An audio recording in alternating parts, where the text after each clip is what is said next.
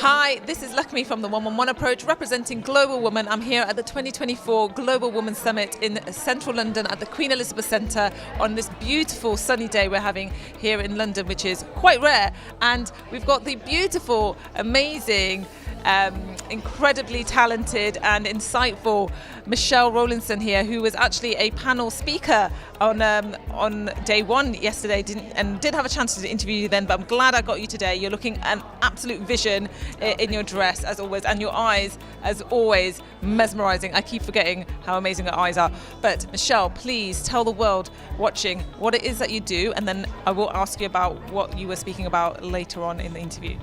Yeah, so I'm a physiotherapist, menopause wellbeing practitioner and founder of Panacea Pause, where I do workshops for businesses to help reduce absenteeism, improve productivity and reduce re-recruitment due to menopause symptoms. And I also help train health professionals and coaches, because anybody dealing with women will be at some point dealing with menopause symptoms. So it's really important that everybody, both women, health professionals, businesses, all have that basic education. And that's so key. I'm so glad you're bringing this to the masses, because it is definitely needed. So you were, like I said, a panelist speaker yesterday talking about exactly that.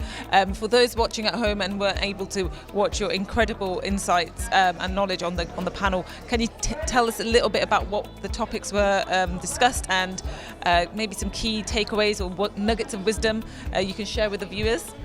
Yeah, so we touched upon menopause in the workplace because, as I say, shockingly, 1 in 4 women lose or leave their job because of debilitating symptoms, which again I think isn't helped by the fact that 1/3 of women haven't heard of even the term perimenopause before they start having symptoms. We touched upon some stories of how we've helped people.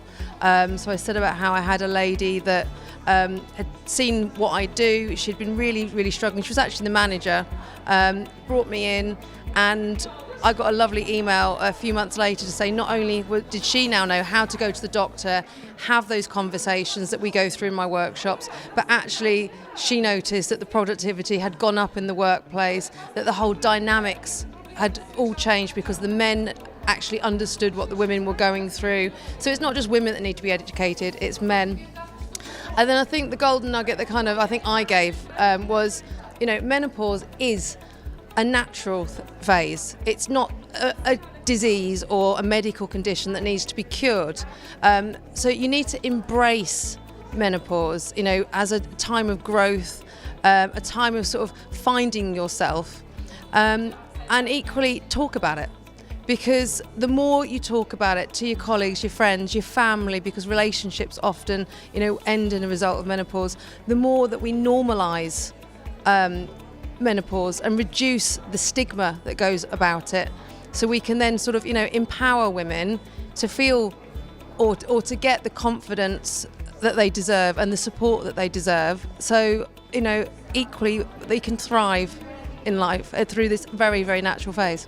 100% agree, and it's all about that, removing that stigmatism around it, because it's still very much apparent. And also it actually reminded me of an incident that happened just last week actually, and even around sort of the menstrual cycle and periods, there's certain people are still quite scared to admit that they're on the period. So I was out in London, I'll give you a quick nugget of information on mine, and I was out in London and I started my period and I didn't have a tampon or a sanitary pad, and I asked the lady at the desk at the event that I was at, I was like, do you have a sanitary towel or a tampon?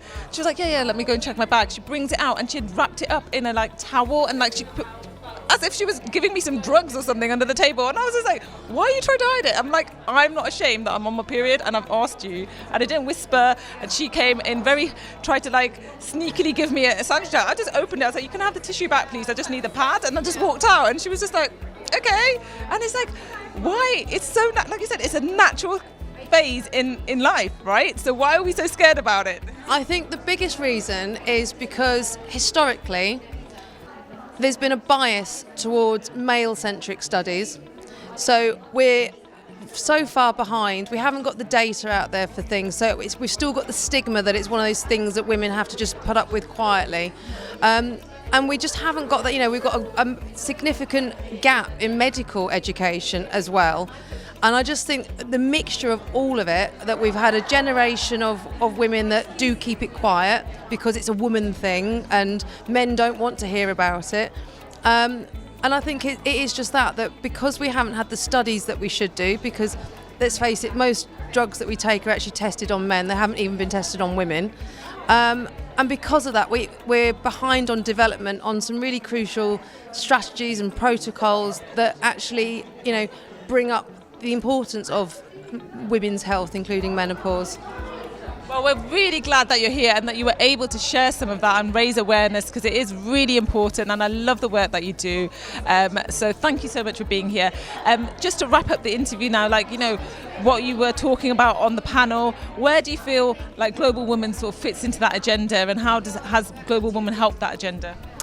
It's the connections. You meet so many different types of people globally, obviously, and I think that's it. I've had some phenomenal conversations with different people from all around the world saying, let's connect. Oh yeah, and what I love about Global Woman, and it's been touched upon over various other speakers, is that often women will try and put each other down, or you've got that aspect, and I haven't seen a single ounce of that part of Global Woman. Everybody is trying to big everybody up rather than putting them down, and that's what I've always been about. I always want to just sort of help other women, and I love that I'm surrounded by men and women, but women particularly, that are supporting each other.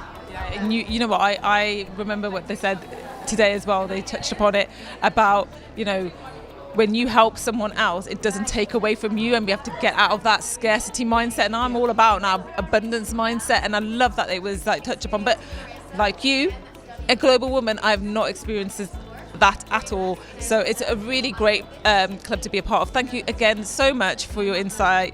Can we end the interview with a hug, as always?